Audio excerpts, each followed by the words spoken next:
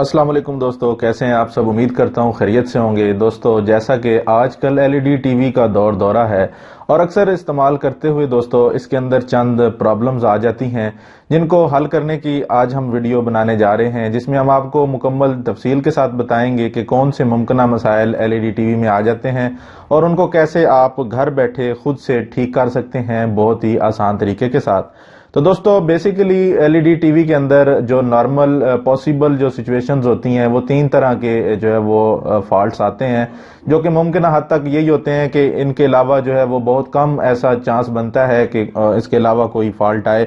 तो मैक्सिमम तीन इसके अंदर फॉल्ट आते हैं जिनको हम आपको ठीक करना और डिटेल में बताएंगे इसको कैसे आपने रिजॉल्व करना है दोस्तों। तो दोस्तों, यहाँ पर ये हमारे पास एक एलईडी टीवी है, इसको हम आपको खोल के भी बताएंगे कि इसके अंदर क्या कुछ सर्किट लगा हुआ है और उसको आपने कैसे चेक करना है, और इसके पैनल के अंदर अगर फॉल्ट आ जाए तो आपने किस तरह उसको रेक्टिफाई करना है। तो यहाँ सबसे पहले मैं इस एलईडी टीवी को यहाँ सप्लाई दे देता हूँ। ये देखें, यहाँ हमारे पास ऑन करने पे ये यहाँ पर हमारे पास एलईडी इसकी ब्लिंक कर रही है। ये आपको आपके सामने नजर आ रही है यहाँ पर, ये देखें ये। तो दोस्तों, ये एक कोड होता है इसके फॉल्ट का, इसकी ट्रबल शूटिंग के लिए एक कोड दिया होता है मैन्युफैक्चरर की तरफ से। यानी अगर ये एलईडी आपकी 3 दफा ब्लिंक करे तो इसका मतलब है कि आपकी जो स्टैंड बाई पे है एलईडी टीवी, आप उसको स्टैंड बाई से जो है वो रिमोट से हटा सकते हैं। अगर रिमोट से ना हटे तो इसके सर्किट के अंदर एक स्विच होता है जिससे आप इसको स्टैंड बाई से हटा के इसको रनिंग में यानी प्ले हालत में ला सकते हैं। और दोस्तों, अगर यही एलईडी आपको मुसलसल ऑन मिले यानी ब्लिंक ना करे तो इसका मतलब है कि इसका सर्किट ठीक है लेकिन इसके पैनल में कोई फॉल्ट आ चुका है और इसका पैनल खराब हो चुका है। तो दोस्तों, ये कोड आपने देखते हुए इससे आपको ट्रबल शूटिंग में आसानी होगी। आप ये कोड देखते जाएंगे, आपको फॉल्ट का पता चल जाएगा कि इस एलईडी के अंदर हमने क्या ठीक करना है और कौन से हिस्से में प्रॉब्लम आ रही है। और अगर ये मुसलसल इस तरह ब्लिंक करती रहे, ये देखें यहाँ पर जिस तरह ये एलईडी हमारे पास ब्लिंक कर रही है, तो इसके लिए 2 मुमकिन हालतें हो सकती हैं। एक तो इसकी जो पावर सप्लाई है इसके अंदर जो लगी है उसके अंदर कैपेसिटर्स जो हैं वो अपनी वैल्यू कम कर चुके हैं या कोई एक आध कैपेसिटर फट चुका है जिसकी वजह से ये लाइट मुसलसल ब्लिंक करती रहती है। और दूसरी इसकी मुमकिन सूरत ये हो सकती है कि इसके फर्मवेयर में कोई फाइल करप्ट हो गई है या फर्मवेयर पूरा ही उड़ चुका है। फर्मवेयर का दूसरा नाम दोस्तों सॉफ्टवेयर भी कहा जाता है। तो इसके सॉफ्टवेयर में अगर प्रॉब्लम आ जाए तो इस तरह जो रेड एलईडी है ये ब्लिंक करना शुरू कर देती है। तो सबसे पहला तरीका ये है कि हम इसको ओपन करेंगे और इसके अंदर मौजूद सर्किट को देखेंगे और उसकी सप्लाई चेक करेंगे क्या आया कि सप्लाई के अंदर तो नहीं कोई मसला। और अगर सप्लाई के अंदर कोई मसला नहीं है, सप्लाई ठीक काम कर रही है, तो उसके बाद हम इसके सॉफ्टवेयर करेंगे और वो भी हम आपको सिखाएंगे कि किस तरह आपने कौन सी साइट से इसका सॉफ्टवेयर जो है वो डाउनलोड करना है और किस तरह इसके अंदर आपने इंस्टॉल करना है सॉफ्टवेयर को। वो सॉफ्टवेयर बहुत ही आसान है दोस्तों, चंद मिनटों में सॉफ्टवेयर हो जाता है और कोई मुश्किल नहीं है। तो आप खुद से भी घर बैठे वो सॉफ्टवेयर इसके अंदर कर सकते हैं। और वो बाहर से आपने यूएसबी में डाल के अपने पीसी से इसको बाहर से जो यूएसबी पोर्ट है उसमें आपने लगा के सॉफ्टवेयर इसके अंदर इंस्टॉल करना है। तो दोस्तों, अब इसको खोलने अब इसको ओपन करते हैं और देखते हैं इसके अंदर क्या कुछ मसाइल हैं। तो दोस्तों, आपने इसको बड़े एहतियात से खोलना है क्योंकि इसके खास तौर पे जो कॉर्नर एज हैं वो अगर आप स्क्रू ड्राइवर या कोई नोकदार चीज इसके साथ लगाएंगे तो इसके कॉर्नर जो है वो खराब होने का अंदेशा रहता है जिससे इसकी खूबसूरती में फर्क पड़ जाता है। इसको ओपन करना है और इसके पीछे जहां इनको इस तरह ओपन कर लेना है। तो इस तरह स्क्रू खोलने के बाद दोस्तों आपने इसको दोबारा ऐसे सीधा कर लेना है और आप सीधा करेंगे तो आपने अब एक ऐसा स्क्रू ड्राइवर लेना है जिसकी जो एज है वो थोड़ा सा बारीक हो आगे से। तो फ्लैट स्क्रू ड्राइवर से आपने हल्का सा इसके दरमियान में जगह बना के इसको हल्का सा ऊपर करना है ताकि इसके जो कॉर्नर हैं वो खराब ना हो, क्योंकि ये फ्रंट साइड है और फ्रंट साइड जो है वो इसके अगर यहाँ पर डैमेज हो तो ये बुरा लगेगा देखने में भी। तो यहाँ से आपने इसको स्क्रू ड्राइवर से हल्का सा इसको ऊपर लीवर बना के इसको हल्का सा ऊपर करना है। तो इस तरह ये यहाँ से ऐसे खुलना शुरू हो जाएगा। ये दोस्तों यहाँ पे क्लिप फिट होती है, ये फ्रेम ऊपर इसका पैनल जो है नीचे बॉडी के साथ। तो इस तरह करते हुए आपने इसको ओपन कर लेना है। और आपने एक बात का ख्याल रखना है कि इस पैनल को आपने बिल्कुल ऐसे सीधा ऊपर नहीं उठाना क्योंकि इसके नीचे इसकी डाटा केबल और पावर केबल लगी होती है जो कि डैमेज होने का अंदेशा रहता है। तो आपने इसको थोड़ा सा ऊपर उठा के नीचे से इसके कनेक्शन देख लेने हैं और जिस साइड पे केबल हो उसी साइड पे आपने इस तरह इसको ओपन कर लेना है। तो यहाँ पे देखें ये हमारे पास ऐसे ओपन हो चुकी है। तो सबसे पहले आपने दोस्तों इसका पैनल जो है उसको इस केबल के जरिए अलग कर लेना है।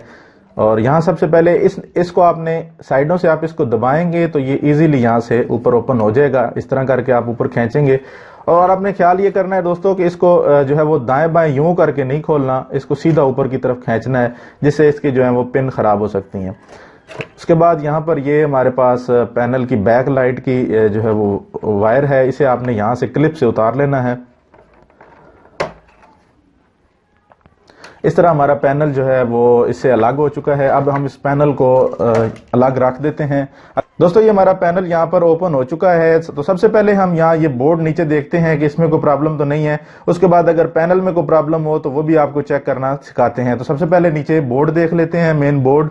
ये हमारे पास दोस्तों मेन बोर्ड है। यहाँ नीचे जो है वो स्पीकर लगे हुए हैं और ये हमारे पास इंडिकेशन है IR सेंसर, और यहाँ पर ये हमारा पावर ऑन ऑफ स्विच है। तो सबसे पहले दोस्तों आपने डायरेक्ट बोर्ड को हाथ नहीं लगाना, क्योंकि इसके अंदर सप्लाई के अंदर एक दो जो है वो बड़े कैपेसिटर लगे होते हैं, जिनसे आपको हल्का सा शॉक भी लग सकता है। तो ये हिस्सा जो है वो ऊपर इसके ऊपर आइसोलेशन की हुई है कि इसके नीचे जो है वो पावर सप्लाई है। और आपने दोस्तों सबसे पहले काम ये करना है कि नीचे देख लेना है कि कहाँ पे इसके कैपेसिटर हैं। तो यहाँ पर ये कैपेसिटर लगा हुआ है, तो इसको सबसे पहले आपने डिस्चार्ज कर लेना है। कोई भी आपने स्क्रू ड्राइवर लेना है और इस तरह आपने स्क्रू ड्राइवर को जो उसका दस्ता है उससे पकड़ना है। उससे पकड़ के आपने उस कैपेसिटर के ऊपर लगाना है, ऐसे शार्ट करना है ताकि उसका जो है वो उसके अंदर जो स्टोरेज है करंट की वो जो है वो खत्म हो जाए आपस में। यहाँ इस तरह करेंगे।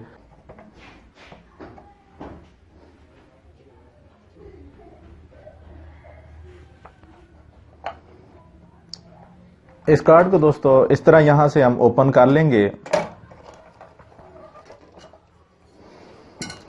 और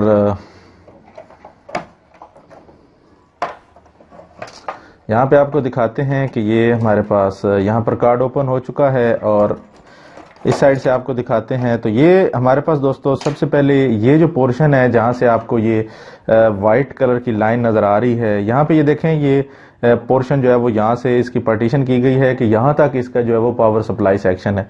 ये सारा इसका पावर सप्लाई है। तो ये यहाँ पर हमारे पास मेन जो है वो सप्लाई आ रही है, यहाँ से जो बायर वॉल सॉकेट से सप्लाई आती है। उसके बाद ये ब्रिज लगे हुए हैं और यहाँ पर ये एक बड़ा कैपेसिटर है और उसके बाद ये छोटे कैपेसिटर और ये रेजिस्टेंस है। और आगे आ जाते हैं, हमारे पास ये छोटा सा वोल्टेज रेगुलेटर है और यहाँ पर ये कुछ SMD लगे हुए हैं और उसके बाद फिर डायोड, और ये हमारे पास कॉयल है, चोक जिसे कहते हैं, और ये हमारे पास ऑप्टो कपलर लगा हुआ है जो कि सेफ्टी के लिए लगाया जाता है। और उसके बाद बाकी हमारे पास ये इसकी मेन IC है और ये बाकी हमारे पास जितना भी है, ये जो ट्यूनिंग कार्ड है यहाँ पर इस साइड से ये ट्यूनिंग एरिया है। यहाँ पर ये ट्यूनिंग एरिया के बाद यहाँ पर ये हमारे पास पोर्ट्स आ जाती हैं।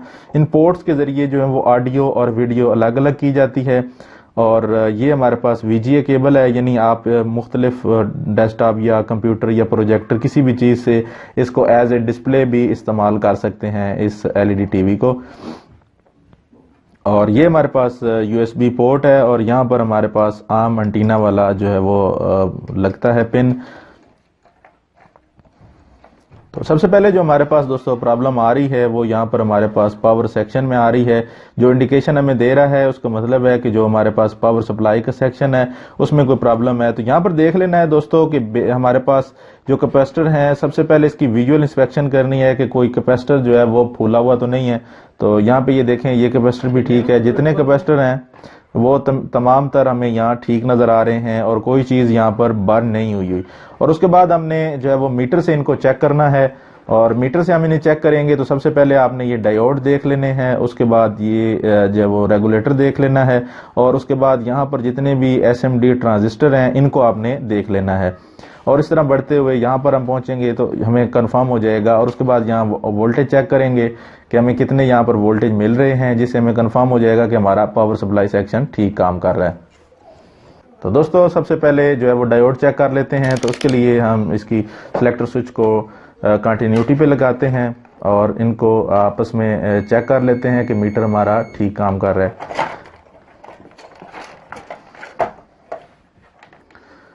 तो यहाँ सबसे पहले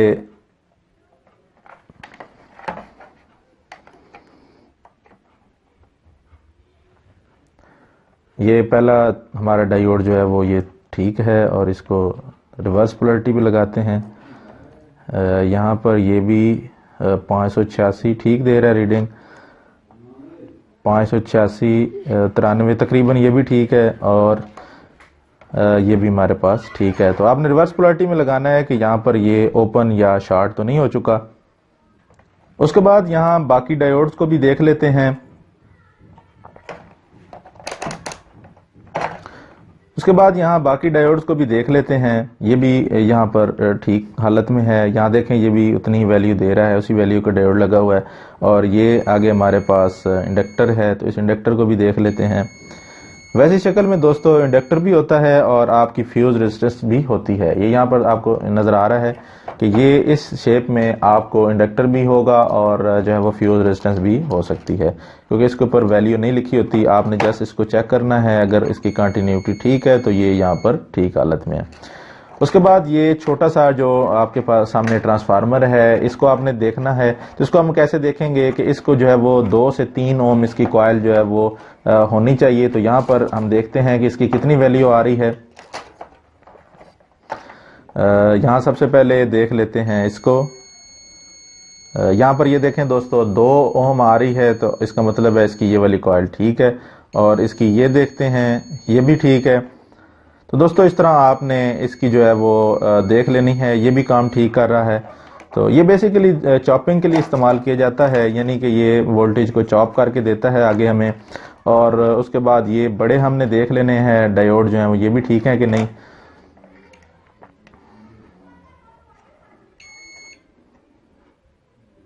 ये देखें ये भी ठीक है यहाँ पर, और ये भी हमारे पास ठीक आ रहा है। तो दोस्तों इसका मतलब ये है कि हमारे पास इसमें लगे कंपोनेंट जितने भी हैं सप्लाई में हमने चेक किए हैं यहाँ तक, और ये हमारी यहाँ तक जो है वो सप्लाई यूनिट आ रहा है।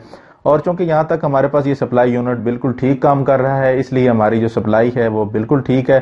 तो दोस्तों इसमें बेसिकली प्रॉब्लम क्या आते हैं, जब आपके वोल्टेज अप डाउन होते हैं तो ये डायोड जो है वो इन चारों में से 2 डायोड या 3 डायोड जो है वो जल जाते हैं, या बाज दफा चारों जल जाते हैं, क्योंकि हमारी पीछे से जब सप्लाई अप डाउन होती है तो यहाँ पर ये जब सप्लाई हमारी यहाँ पर आती है तो सबसे पहले ये डायोड बर्न हो जाते हैं। तो ये डायोड मार्केट से इजीली मिल जाते हैं। आप मार्केट से ला के, अगर आपको नहीं मालूम तो इसी पोलैरिटी जिसमें आपने लगे हुए देखे हैं, इसी पोलैरिटी में आप यहाँ पर इनको लगा के ब्रिज बना के इनको यहाँ पे लगा सकते हैं, या अगर आपके पास रेडीमेड ब्रिज है तो वो भी यहाँ पर लग जाता है। तो दोस्तों तो उसके बाद दोस्तों आते हैं इस कैपेसिटर की तरफ। तो अगर ये ज्यादा पुरानी हो जाए एलईडी, तो उसकी वजह से ये कैपेसिटर ज्यादा पुराने होने की वजह से फट जाता है, जिसकी निशानी ये है कि ये यहाँ से ये जो प्लस का साइन है ये उभर जाता है। ये जो फ्लैट सरफेस है ये यहाँ से उभर के छोटी सी पहाड़ी नुमा शक्ल की बन जाती है, जिससे बाज दफा बीच में से केमिकली लिक्विड निकलता हुआ भी आपको नजर आ जाता है निकला हुआ। तो दोस्तों इस तरह आप इन कंपोनेंट को देख के, यहाँ पर ये जो है वो हमने सबसे पहले विजुअल इंस्पेक्शन की, उसके बाद हमने मीटर से थारोली हर एक कंपोनेंट को चेक किया, जिससे हर कंपोनेंट अपनी जगह पर ठीक काम कर रहा है। इसका मतलब है ये सप्लाई यहाँ पर ठीक है। और उसके बाद आप इसको सप्लाई दे के यहाँ पर आउटपुट वोल्टेज देखें इस चॉपर की पिनों के ऊपर, यहाँ पर तो पिनों के ऊपर यहाँ पर वोल्टेज भी जो है वो हमारे पास ठीक आ रहे हैं।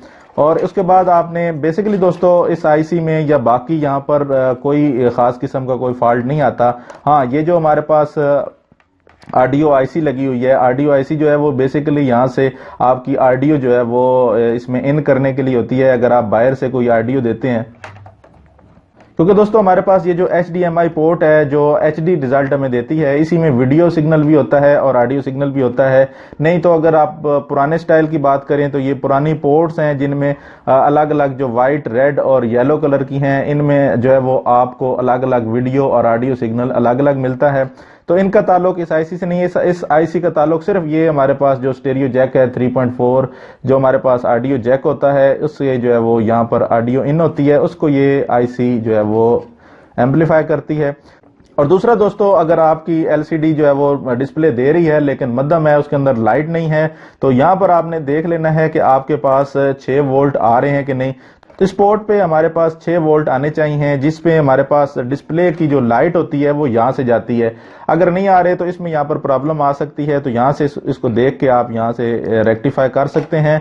तो दोस्तों बेसिकली उसका मकसद यहाँ पर अलग से इसको लाइट देना, यानी जो हमारे पास पैनल के अंदर जो लाइट आ रही होती है वो बेसिकली अलग से यहाँ से दी जाती है। उसके अलावा जो डाटा सिग्नल होता है वो इस पोर्ट से आता है, और ये पोर्ट आपके सामने है। यहाँ पर ये यूनिवर्सल होती है, मैक्सिमम हर एलसीडी टीवी के अंदर यही पोर्ट इस्तेमाल की जाती है, चाहे वो पुरानी हो या नहीं हो। अब दोस्तों चूंकि इसके सप्लाई सेक्शन, इसके कार्ड में किसी किस्म का कोई प्रॉब्लम नहीं है, तो अब जो हमने आपको मुमकिन 2 सूरतें बताई थी, यानी कि एक इसके पावर हिस्से में मसला आ सकता है, या इसका जो फर्मवेयर है वो करप्ट हो सकता है, यानी इसका सॉफ्टवेयर करप्ट हो सकता है।